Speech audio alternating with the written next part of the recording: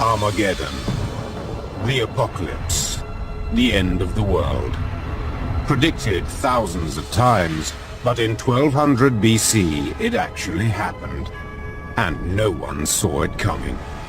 Some of the greatest civilizations of the age were wiped out in a single generation. Everything comes crashing down. What happened at the end of the 13th century is still a mystery. This was the disaster recorded in Homer's Iliad and Odyssey, and in the books of Joshua and Judges in the Old Testament. But what caused this epic destruction? Is it human? Is it Mother Nature? It is a debate that has raged for decades. But new archaeological evidence found among ancient ruins on mountaintops may finally shed light on the source of this ancient cataclysm.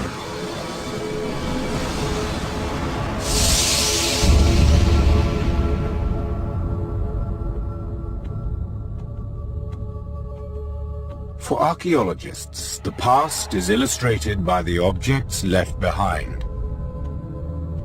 The treasures of Tutankhamun's tomb. The toppled towers of mighty Greek palaces at Knossos. And pottery and stone reliefs that depict both vast riches and endless warfare.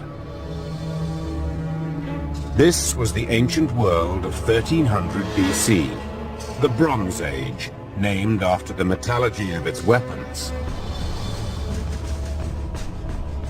Stretching from Egypt to the Black Sea, the ancient world was an amalgam of disparate and powerful nations, dominated by kings and their armies. The Mycenaeans and Minoans, the heroes of Homeric legend, built their palaces in Greece, Crete, and the Aegean Islands. The pharaoh Ramses, thought to be the pharaoh cited in the Old Testament, changed the very landscape with his monument at Karnak.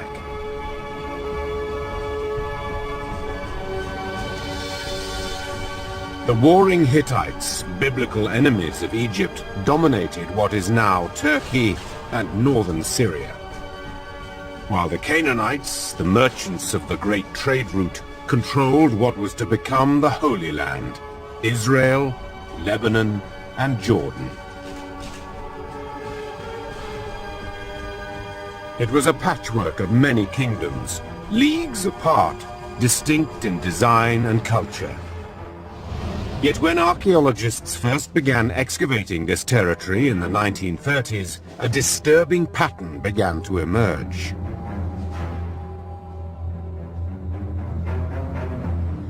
What we've had is a series of destructions. Most of the main cities, towns, palaces are destroyed for one reason or another. Evidence of destruction was widespread, and in nearly every instance, the period of the collapse was the same, the years surrounding 1200 BC. In this 50-year period, we've got at least 4 major civilizations that go down. Mycenaeans disappear, Minoans disappear, Hittites disappear, the Canaanites to a large extent disappear, and Egypt is so weakened that it's really never the same again. That's what's so amazing about this, is these are the biggest guys in the world, and they all bite the dust at about the same time, within a generation or two. The Ramessid period starts off very strong with some of the most spectacular building and just incredible wealth. And then there are little cracks in the whole fabric of the society, economically, religion.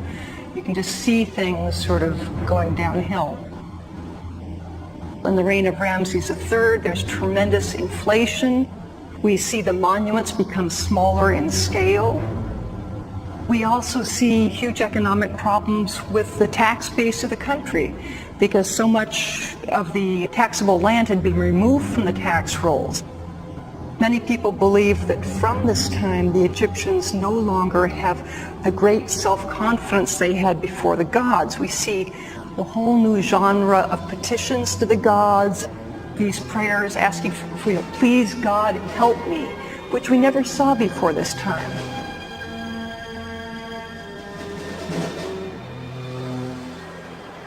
After a century of progress, which saw the development of the first alphabetic writing in Ugarit in 1300 and the first musical notation in Syria, the written record abruptly ended.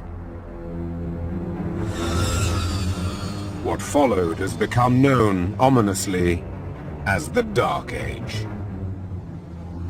The Dark Ages in the Aegean and Eastern Mediterranean have two connotations. One is, for the ancients, they lost most of the hallmarks of civilization. It's called that in part because civilization, as we know it, disappears for a couple of hundred years. They forget how to write in Greece. They forget how to do large buildings, massive architecture, and it takes 200 or 300 years to come up out of this. But it's also a dark period for us. Without written records, archaeologists were baffled by the evidence of mass migrations throughout the ancient world, all dating to around 1200 BC. On the island of Crete, tradesmen and merchants poured out of the coastal settlements and pushed inland to the mountainous lands worked by farmers and shepherds. In the North Isthmus, the area right behind me here, it appears that there was almost no settlement at all, or perhaps a small scattering of small villages in the Mycenaean period. The population is very thin. By the 12th century, the population grows considerably. But where this population is coming from and why exactly is not entirely clear.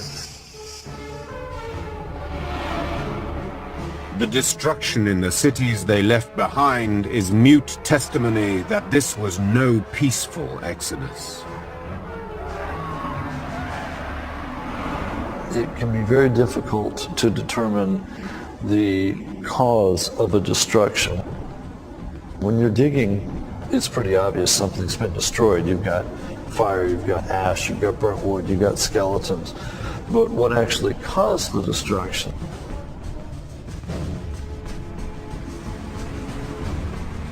The answer may not lie in the rubble of these palaces,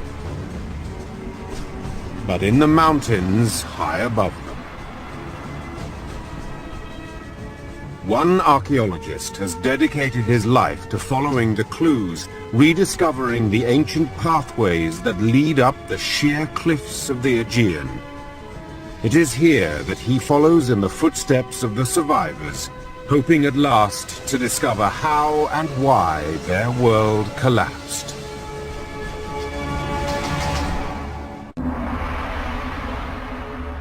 For decades it remained a mystery. The sudden collapse of the great coastal cities and palaces of the ancient world in 1200 BC. What could have caused it?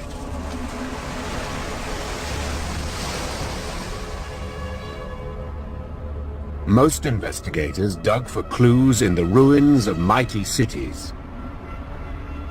But the real evidence was to be found further inland, in the distant mountains and valleys of the Aegean islands, where humble farmers and shepherds once cultivated barley, lentils, and olives.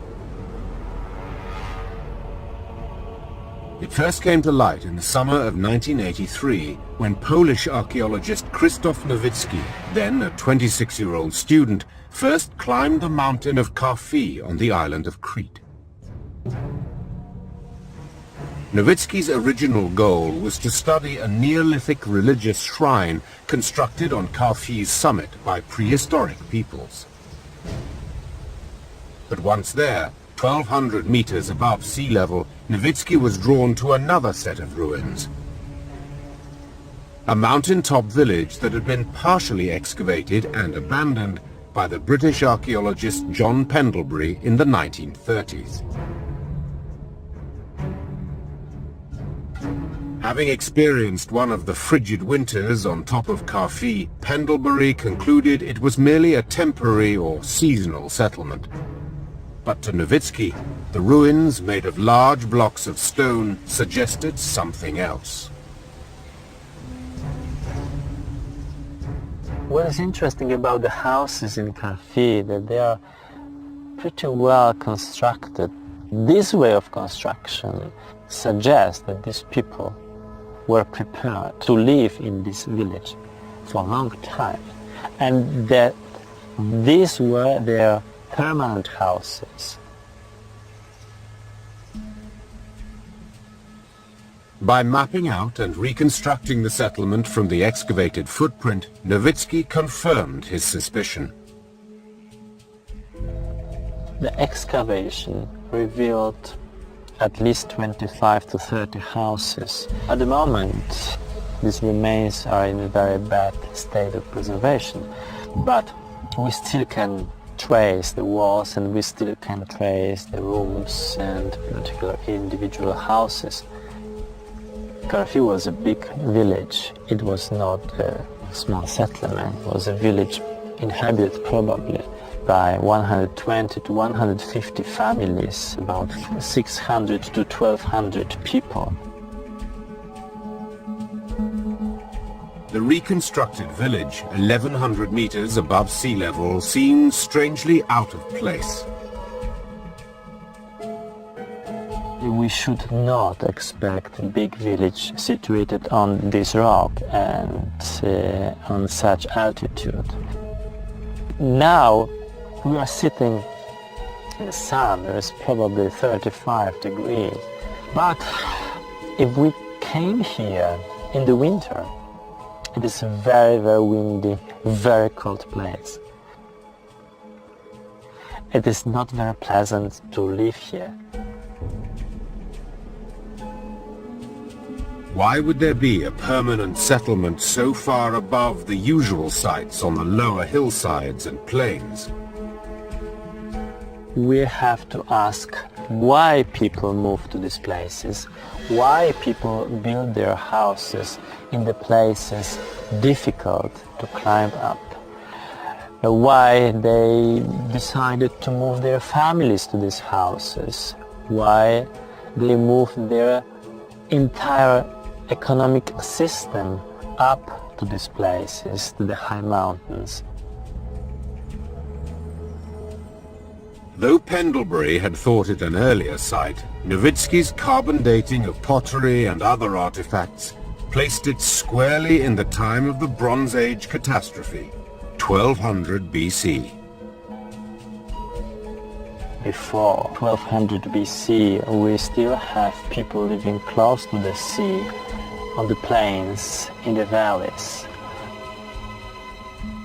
Shortly before 1200 BC, we see that many of these low-situated places were either destroyed or abandoned.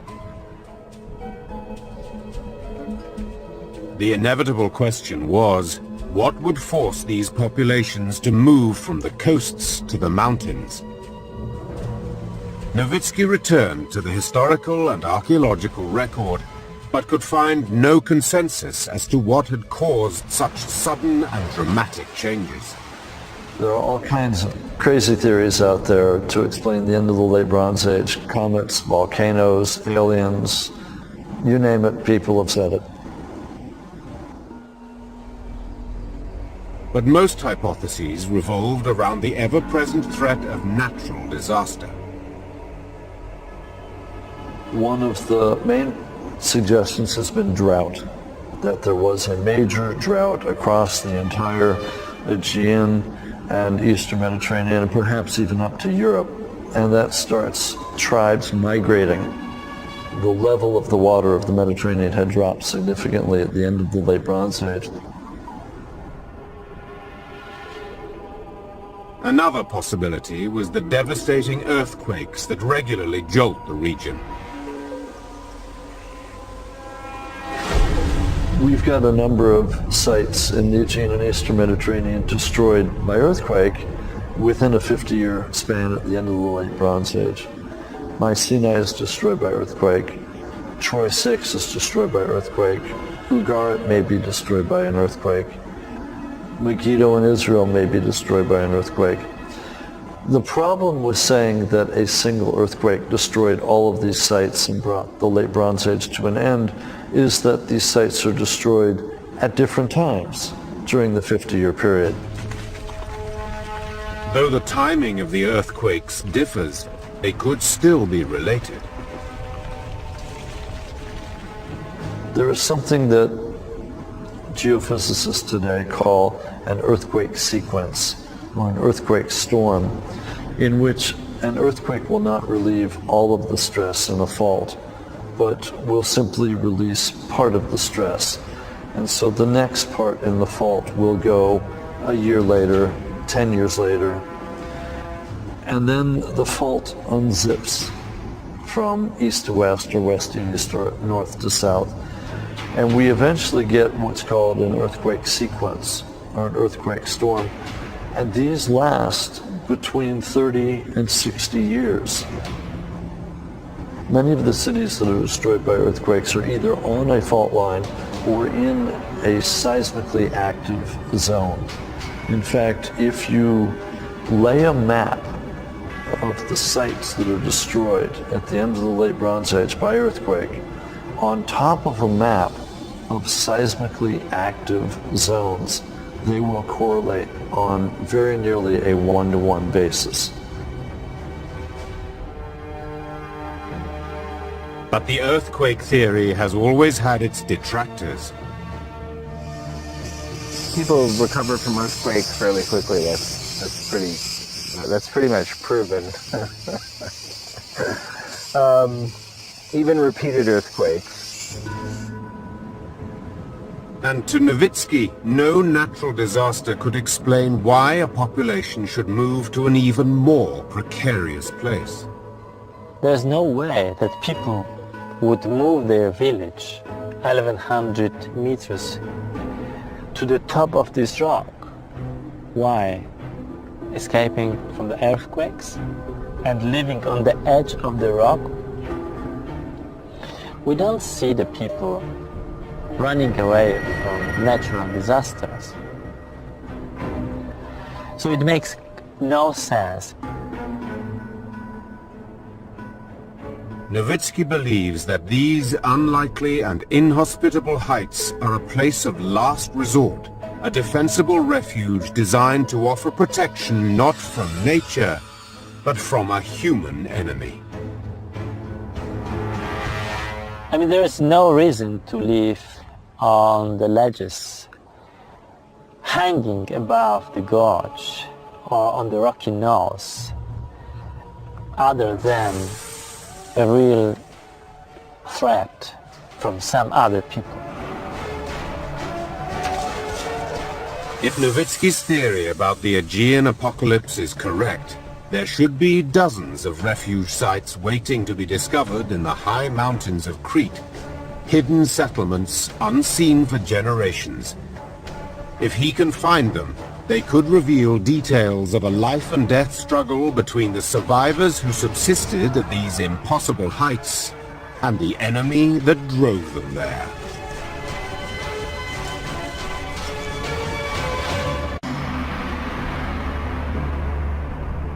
There are many theories as to what could have caused the apocalypse of 1200 BC and destroyed the mighty Bronze Age civilizations of the Hittites, Canaanites, Mycenaean, and Minoans.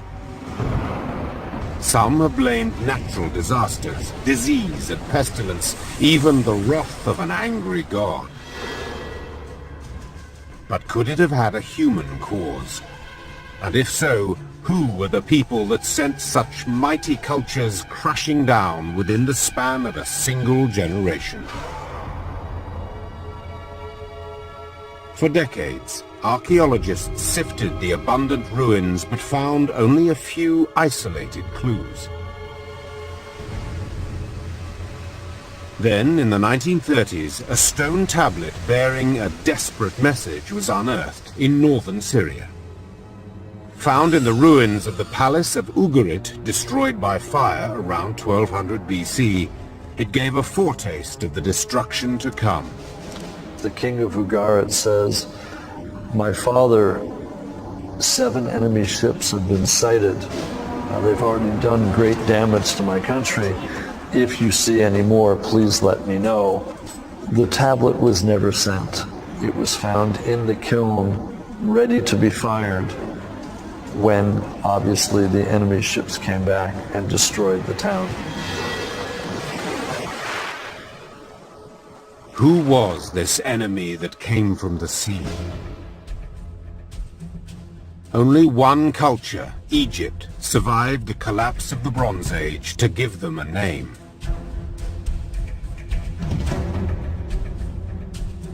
Ancient hieroglyphics tell of a terrifying foe, the warriors known only as the Sea Peoples. We get all of our details about what the Sea Peoples look like and their mode of transportation from the Egyptians. In addition to the texts that the Egyptians put up on their walls, they also put up pictorial scenes. And so they actually show us what the Sea Peoples look like. We can see the type of helmets they wear, the type of headdresses they wear. We can see them moving in ox carts, in some cases with their families, wives and children and possessions. This was a mass movement that was affecting all the ancient cultures of the Eastern Mediterranean. This was something that had never happened before. Every single culture in that area, even the ones as well established and as powerful as Egyptians, were being really shaken by this movement of the Sea People. Because part of it is they were coming not only to attack, but to settle.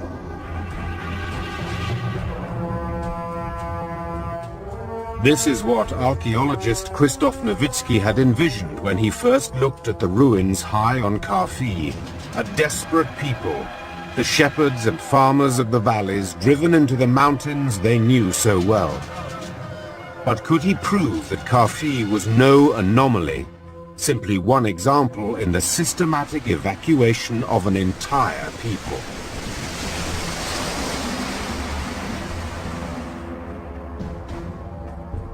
Nowitzki has spent more than 20 years putting his theory to the test.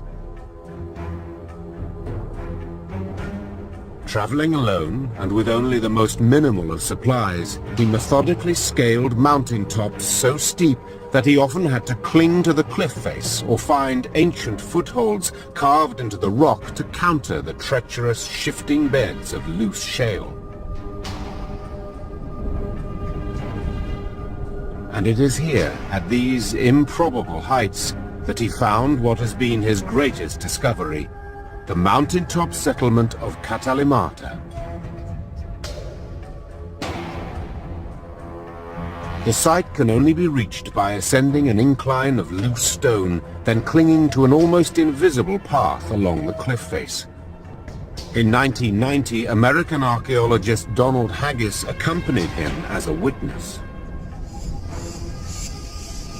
This one is extraordinary. The site itself is built on these sharply formed precipitous limestone cliffs above the plain, and you have to get to it by climbing a scree slope and then entering the gorge from the outer face by a narrow entrance path. The artifacts found at the site reveal a people living on the edge. These simple country inlanders, shepherds and farmers by trade, would have had to move all their possessions one by one up these steep mountain trails. The old and the infirm would have had to have been carried, their dead buried in tombs carved out of the mountaintops. Livestock and crops in the valleys below could only be tended when conditions were safe enough. The evidence that we recovered during surveys suggests that they were used in the settlement probably for a considerable period. It's an uncomfortable site to live in. It's not conducive to settlement expansion. Though life on Katalimata would have been extremely difficult, it had one advantage: security. This place it can be a nightmare for strangers, for foreigners. Without this knowledge of local topography, it's really very difficult to climb them and to find them. They're like fortresses, in a sense, utilizing the natural terrain. And sometimes, as a lot of research out here is showing, not just utilizing the terrain, but utilizing fairly effective fortification walls as well.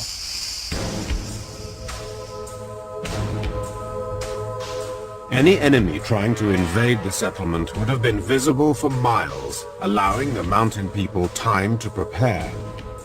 The invaders themselves would have been forced to approach single file, unable to hold their weapons while clinging to the cliff face. Even if they found the way, then it was very easy to stop them. Even a few men could stop much stronger group of intruders, of enemies here on these narrow ledges.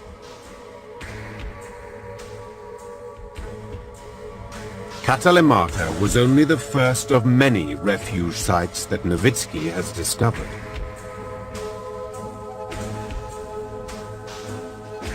After scaling nearly 2,000 mountains in Crete, he has identified 80 different refuge sites dating to 1200 BC. One common unifying factor in the orientation and design of these settlements has convinced him that they were built to withstand the sea peoples. How do we know that these people were afraid of the people coming from the sea and not that they were afraid of their neighbors? This can be done only by analyzing how these settlements were defended. Carfi is completely open from the area of the mountains behind it.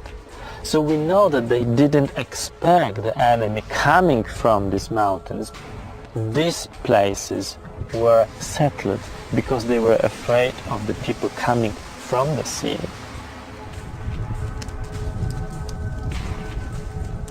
The influx of these sea peoples was to change the face of the ancient world. So who exactly were they? In a memorial carved at Medinet Habu, the Egyptians identify 9 factions of sea peoples, a list that baffles linguists. Most of the theories about where the sea peoples came from are dependent on the philology, the actual names of their groups, and that can be very dangerous territory. The Shekelesh are frequently said to be from Sicily. Did they come from Sicily, or did they go to Sicily after they lost? For decades, scholars have argued over the origin of the sea peoples. Some point to southeastern Turkey, northern Syria, and the eastern Mediterranean as a likely launch point. Others contend that the sea peoples most likely came from Sicily, Sardinia, Italy, and the western and central Mediterranean. Do the sea peoples come from the east and move west, or do they come from the west and move east? We don't know. Were these really 9 nations of foreign invaders? Or was this an attack that started much closer to home?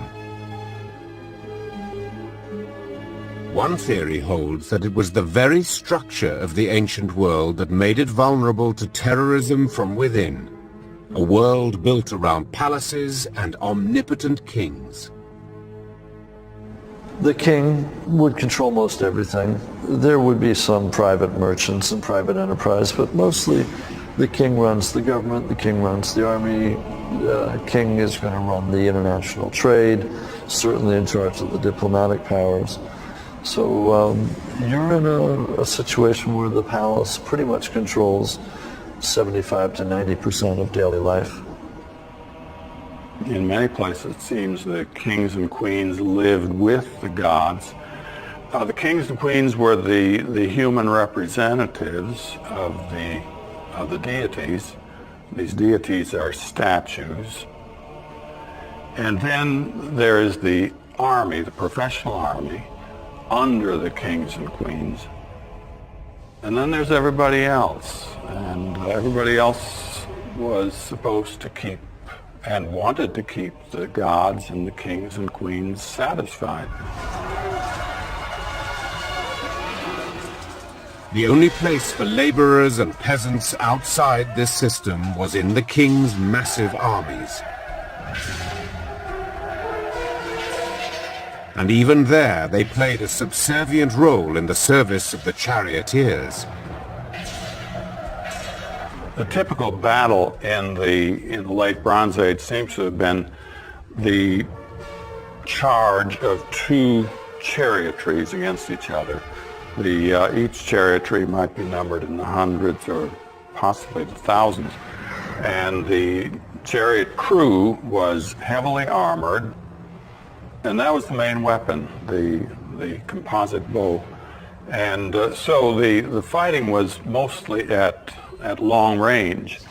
But of course, after they'd hit a target and brought an opposing chariot to a stop, then somebody had to go and finish off that crew. And that's where these so-called runners came in, the barbarians who were hired to act as cleanup crews in the chariot battle. These anonymous groups of hired mercenaries were recruited from the poorest parts of the ancient world. The tablets that we have make it very clear that the palaces took very good care of the charioteers. They knew every charioteer by name, and these people seem to have been an elite. The runners seem to have been counted rather than named. They have so many hired from here and hired from there. There was a real difference in the social class of these people. As long as there was conflict, there was a place for these foot soldiers. But in the years leading up to the Great Collapse, there was an unprecedented period of peace. The country was more or less at peace because of the great treaty between the Hittites and Ramses II. It would be the equivalent of after World War I or after World War II, with the various powers signing a peace treaty. This effectively brought an end to warfare between two of the greatest powers of the day. And we get half a century or so of peace. It certainly was one of the true high points of the ancient world. And then it all comes crashing down. Did the fact that there was little employment for these lower-class runners lead to an uprising? Or were these out-of-work warriors recruited by an outside enemy? And these warriors, now without the central authority, were either on their own or they were under the supervision of these local chieftains. They could do whatever they wanted. Nobody could catch them. The Egyptian record suggests it was a changing coalition that raided the power centers of the ancient world for over 50 years. We've got indications in the Egyptian records themselves that there were successive waves of sea peoples. Almost certainly there's a change in the makeup of the group between the first and the second invasion. They're definitely working together as a coalition, but I don't think that they began that way. What we're seeing is the end result. It's the final wave that's washing up against Egypt. And And as the Egyptian reliefs show, the so-called Sea Peoples were armed in much the same way as the native chariot runners. They were not heavily armored. In fact, any kind of armor would have slowed them down and probably made them less effective on the battlefield. And so they carried small round shields with leather over a wooden frame. And they wore a helmet. I'm not sure whether the helmet was practical or not, but I think it had a good psychological effect on them. Though the exact origin of these warriors may never be identified, archaeologist Krzysztof Nowicki thinks he has found one of the flashpoints. At Kastri, on the coast of Crete, Nowicki has identified remnants of a settlement unlike the many inland refuge sites he has explored.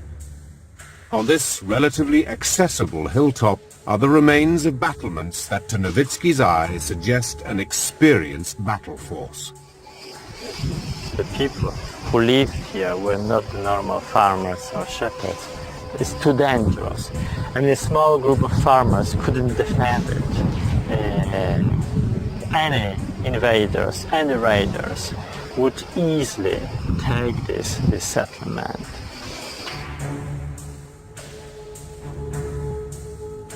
The topography of Kastri provides several strategic advantages, providing easy access to the coast of Crete, Italy, and nearby islands.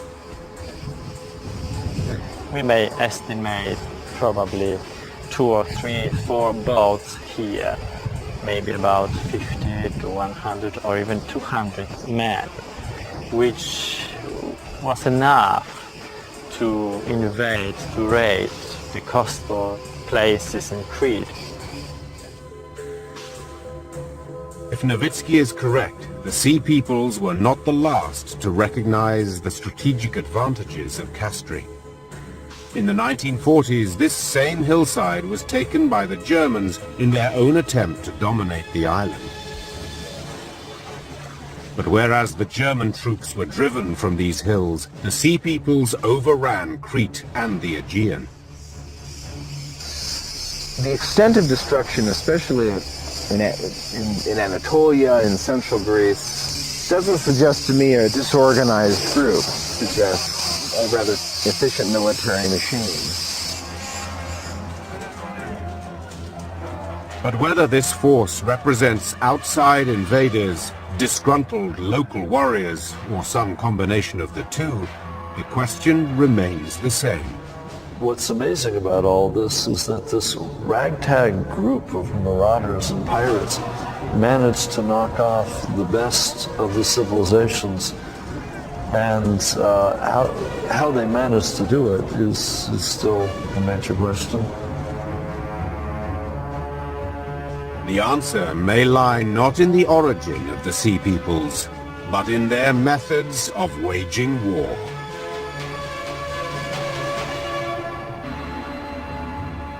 1,200 years before the birth of Christ, an inexorable force changed the very landscape of the ancient world. Evidence of its power was written in the toppled ruins of Mycenaean cities and the abandoned palaces of kings. The desperation of those that survived could be seen in the precarious outposts they built atop the mountains of Crete. Mighty civilizations, from the Minoans to the Hittites, survived pestilence, famine, and earthquakes, only to fall to a human enemy, a mysterious force of barbarians called the Sea Peoples. But these invaders had no chariots, no armor. How could they have taken on the armies of kings? Late in the 13th century, it finally dawned on somebody that you didn't need these expensive chariots and chariot teams in order to win a battle. If you got enough runners together, and they were cheap, and they themselves have the capacity to annihilate a chariot army. One weapon made it possible for these runners to become formidable warriors. A simple weapon that until the collapse had been used primarily for hunting.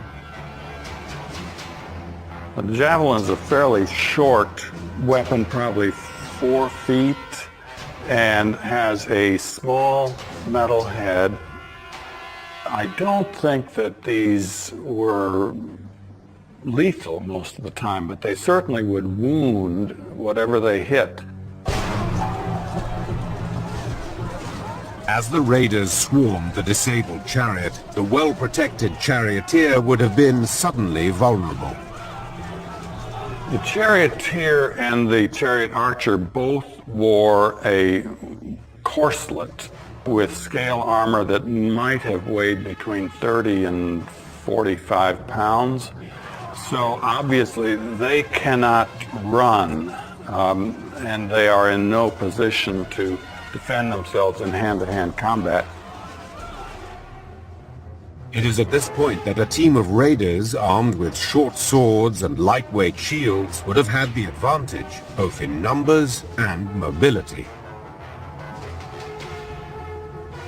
That's all you'd need to do, wound a horse, and that chariot is stopped. If they could, at 40 or 50 yards, hurl their javelins and bring down a chariot horse, then they were ready to come in for close combat and hand-to-hand weapons, and at that point the chariot crew is doomed. With every success, the ranks of the invaders grew and spread across the Aegean. Only Egypt was able to withstand the onslaught, although the conflict was to leave them forever weakened. So how did the Pharaoh's armies withstand an assault that extinguished such powers as the Mycenaeans, Minoans, and Hittites? There's a lot of diplomatic correspondence going back and forth, and a lot of trade in especially gold leaving Egypt through Nubia, and things like horses being brought into Egypt, and various other types of commodities going back and forth. So it was a period of a lot of communication between all of these powers. They had forewarning of these people coming toward Egypt, which was a very important aspect of defense. They had moved the capital of Egypt to the northern part of the country actually to defend against these people, so they were very ready. I think there's a good chance that the Egyptians were also getting their information through diplomatic messengers and couriers from the other great civilizations as one by one they fell. I mean, there are amazing spy systems in place in the ancient world, and the Egyptians certainly had their group of messengers, spies, reporters, and so they knew what was coming before it hit them. And by this time, the Egyptians knew that contrary to their name, the Sea People's greatest strength was not on the water, but on land. The conflicts were essentially land battles, but Ramses III in 1179 had the good sense to stop these raiders, these marauders, from ever getting to land. The Egyptian records, both the pictorial and the textual, they depict a battle taking place on the water, whether it's in a river mouth or actually out in the sea. It's hard to tell, but we've got boats, we've got drowning people. There's obviously a major battle going on the water. They were out there in their boats, and they were helpless out there. The Egyptian archers who were stationed on the shore or on other boats, it was duck soup. Decimated by the Pharaoh's archers, the final wave of Sea Peoples was dispersed. But warfare would never be the same again. In the late Bronze Age, the defense of a community rested on an elite, on the charioteers and the chariot archers. In the Iron Age, which follows this catastrophe, the importance of infantrymen is much greater, and charioteers have become marginal. They continue to be used for flanking operations, but they are no longer the essence. The essence is in infantry. In the span of just a few years, the kings and armies of the ancient world had been felled. In their wake, a new populace rose up. What the Sea Peoples do is create a power vacuum. When the Sea Peoples knocked off the top dogs of the Late Bronze Age, they create a whole new situation. It's going to be the elite that go away, that are destroyed. The underclass, the middlemen, the farmers, the peasants, the slaves, they may well survive. And then what are they going to do? In the case of the shepherds and farmers seeking refuge in the mountains of Crete, the archaeological record is clear. After the defeat and dispersal of the Sea Peoples, the hardened survivors gradually returned to the lowlands. After 1200 BC, and as soon as the times became safer, people moved down to another ridge, which is about 1 kilometer, 1.5 kilometers from here, lower and closer to their fields.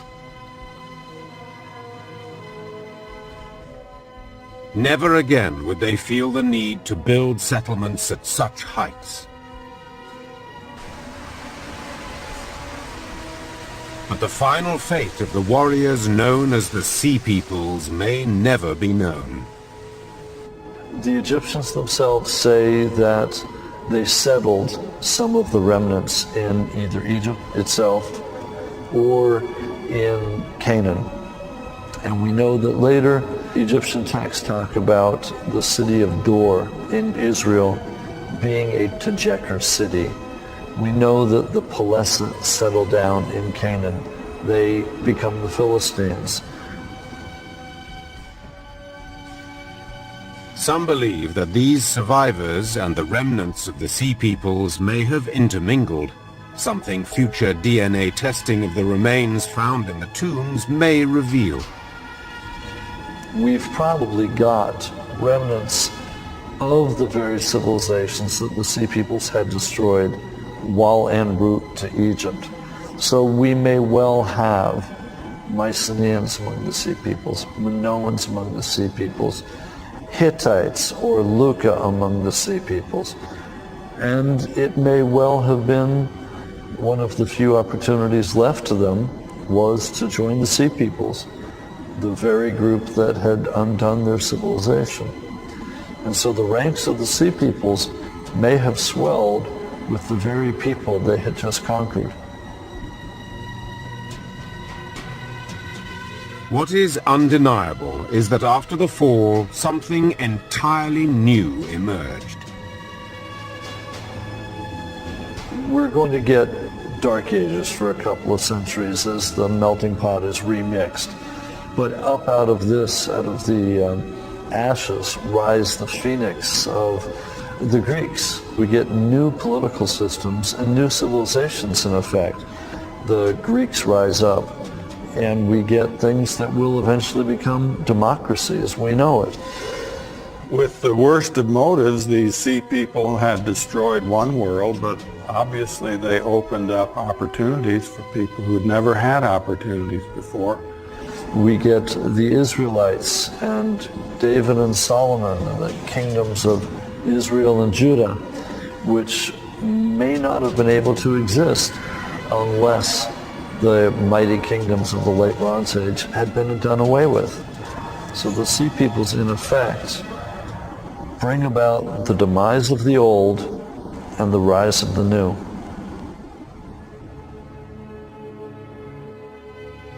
The exact chain of events that brought an end to one age and gave rise to another is still being investigated.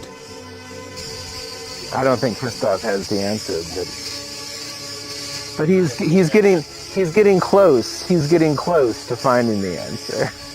What I think we've really got is a combination of causes. The Sea Peoples got lucky. Their timing was perfect. they take advantage of some of perhaps the natural disasters. If a drought had occurred, if a series of earthquakes had just occurred, we get what archaeologists refer to as a systems collapse, where one or two factors, which in and of themselves would not have caused the collapse of civilization, when they're put together, create a magnification effect. The Sea Peoples were able to exploit a hole in the defenses of these mighty civilizations where none had existed before. As archaeologists sift the clues to this ancient destruction that occurred so abruptly, they may find modern insights as well. I rather doubt that the Egyptians or the Hittites expected they would fall, or at least fall quite so quickly. But when you get a series of factors that might not otherwise be related, they could come together to create a force more powerful than each of them individually. So one of the lessons we might learn for today's society is that while a drought might not be important in and of itself, or while a series of earthquakes might seem to have only a lasting impact, if you layer a couple of natural disasters on top of some man-made calamities, you may get a completely unexpected result.